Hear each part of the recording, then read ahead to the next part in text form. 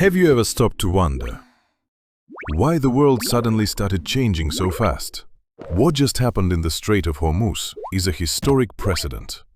And no, not just, oh, something blew up somewhere. This is a direct punch to the gut of the petrodollar.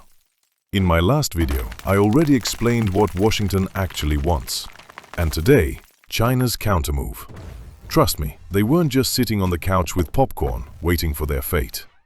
Mr. RD actually compared what's happening to the Suez crisis of 1956, the very one after which Great Britain quietly slid off the throne of global superpower. So the stakes here, let's be honest, are not exactly small. So what happened? Mr. T announced strikes on military facilities on Kharg Island. On the map, Kharg looks like a tiny scrap of land, like someone accidentally dropped a breadcrumb into the Persian Gulf. But don't be fooled, this is the beating heart of Iran's oil exports. This is where Iran stores enormous reserves of oil before shipping them through the Strait of Hormuz. The strike on Kharg isn't just, boom, war stuff. It's a very clear message from Mr. T. Try to close the strait, and we'll flatten your entire oil infrastructure. Rumor has it he's even ready to land 2,500 Marines on the island. Though given how close the island is to the Iranian coast, that idea sounds like, well, let's call it bold. There's a theory that Iran spent years preparing for exactly this scenario, and long ago restructured its logistics so that one strike wouldn't knock out the whole system. Whether that's true or not, nobody really knows. The map is covered in fog of war, not delivery schedules. But there are strikes far more dangerous than rockets, drones, or even 2,500 Marines. Financial strikes. And this is where things get really interesting. Word has it that Iran is ready to let tankers from any country pass through the Strait of Hormuz, except Israel and USA. But with one tiny little condition. Payment must be in yuan. We're talking primarily about oil. Do you understand what this means? This is no longer a local military conflict. This is an open slap in the face of the petrodollar. USA, meanwhile, is doing the exact opposite, trying to boost demand for the dollar and preserve its status as the world's reserve currency. And China's response is simple. Want to sail through peacefully? Pay in yuan. Scoreboard, 1-to-1. Beautiful, you have to admit. On top of that, the Gulf states have begun a quiet, almost tiptoeing exodus from American assets. No loud announcements, but whispers through closed channels. They're actively dumping USA Treasury bonds and loading up on physical gold and silver. Rumor has it their goal is to push gold's share in their reserves to 40%. Not bad for allies, right? And here comes the obvious question. Where do you even get those yuan? The answer lies in a strategy China has been building for years. Methodically, quietly, without any fuss. The Shanghai Gold Exchange is now open to foreigners. You show up with your gold, swap it for yuan, and voila, you can pay for oil. That's exactly why BRICS countries are so insistent on backing their currencies 40% with gold. The puzzle is coming together. Honestly, looking at all this, it's getting harder and harder for me to believe the crisis just happened on its own, rather than being carefully arranged as a hit on the petrodollar. And the market, it seems, has sniffed this out too. The yield on 30-year USA bonds shot up to 4.92% and 10-year bonds to 4.30%. Not a panic yet, but it's starting to smell funny. Analysts, including Mr. O, are sounding the alarm. If futures on 30-year bonds drop below 114, the Federal Reserve will have to emergency start the printing press and flood the market with money to keep yields from going into free flight. The problem is simple. The less the world uses the petrodollar, the less the world needs American paper. China and Iran are literally telling everyone, want to sail through safely? Pay in yuan. And this puts USA allies in a very awkward spot. France and Italy are already holding quiet talks with Iran about passage for their ships. If they have no other choice, they'll have to deal in yuan, not dollars. Quite the plot twist, isn't it? But the real shock is still ahead. If Japan and South Korea start walking away from the dollar, both countries are critically dependent on oil from the Persian Gulf. If payment terms change, Japan will have to start unloading its massive pile of USA government bonds, which, by the way, is worth over $1 trillion. Let that sink in. $1 trillion.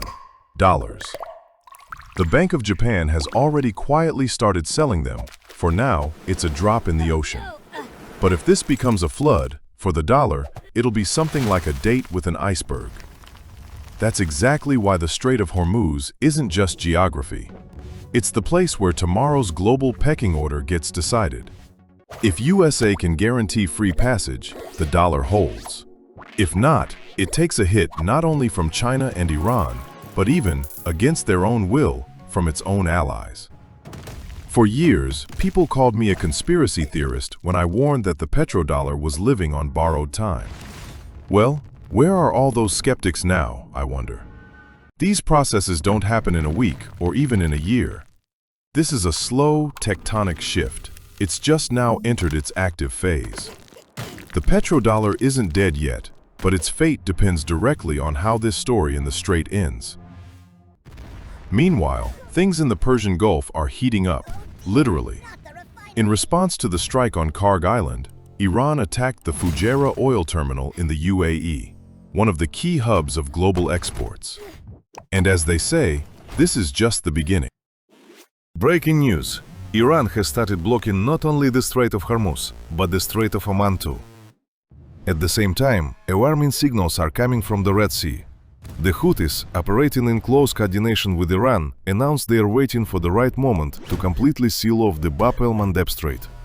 If that happens, the world gets a triple blockade: Hormuz, Oman, and the Red Sea. Remember how one stuck container in the Suez Canal sent the entire global logistics system into a meltdown? Well, this would be about 100 times more fun. Not for us, obviously. Saudi Arabia has a pipeline to the Red Sea, but under such a blockade, its capacity will clearly fall short. And guarding a pipeline across an endless desert, that's a whole other kind of adventure. All of this has sent oil prices racing upward again. But here's the juicy part. The head of the Chicago Mercantile Exchange suddenly started warning the USA government against tampering with oil futures. Apparently, Washington was planning to short oil to artificially knock the price down. Ironically, this same person said nothing for years while the Federal Reserve and banks happily manipulated gold, silver, and Bitcoin. Apparently, it finally clicked. Official price quotes are now basically fan fiction. Screens show oil at $100, while the real physical price in the Gulf has already hit $140. Curtain call. Same story with silver. The physical metal costs noticeably more than its paper twin on the exchange. Bitcoin, it seems, is also going through its own suppression cycle. Which means exchange quotes today are just a manipulative theater with fancy set design. Let's take a trip back 100 years. History is very helpful here. In the early 20th century, there were things called bucket shops, shadowy betting parlors, where people placed wagers on stock price movements without actually owning anything. One of the kings of this underground world was the famous gangster Mr. A, linked to the Black Sox scandal. And here's the thing. Modern futures markets look suspiciously similar to those establishments. They were never designed to be real physical markets. They're legal betting shops, bucket shops for the modern age. Crypto markets got turned into the same kind of virtual casino after the launch of futures ETFs. But here's the catch. Physical silver in warehouses is disappearing fast. Physical Bitcoin too. The 20 millionth coin was just mined, with only 1 million left to go. And when the physical supply runs out, paper prices are forced to catch up with reality.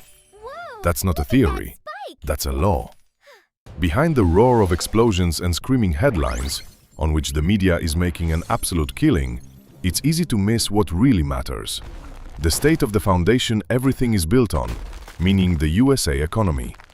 And that foundation, by all appearances, has started to crack. Every sign points to the country entering a recession in the first quarter of this year. GDP growth in the fourth quarter of last year? A symbolic 0.7% annualized. Stunning stuff. The labor market, which the Federal Reserve kept calling strong for so long, is also starting to limp. Politicians will of course march up to the podium and happily blame everything on the war. It showed up at a very convenient time. Except the truth is that the economic collapse started before it. And that raises an uncomfortable suspicion. Maybe the war was launched exactly when it became clear that the system desperately needed a massive injection of freshly printed cash. And governments, as we all know, have exactly one way of spending money: by shifting the cost onto ordinary people through inflation and taxes. Although inflation, when you think about it, is just a hidden tax anyway. Bottom line, you and I are paying for all of this, in every corner of the planet, regardless of what passport we carry. We have been for a long time, really. Hello again. That's exactly why it's now more important than ever to hold something real and physical. Gold, silver, physical Bitcoin, or maybe even your own little vegetable garden. History teaches the same lesson every single time.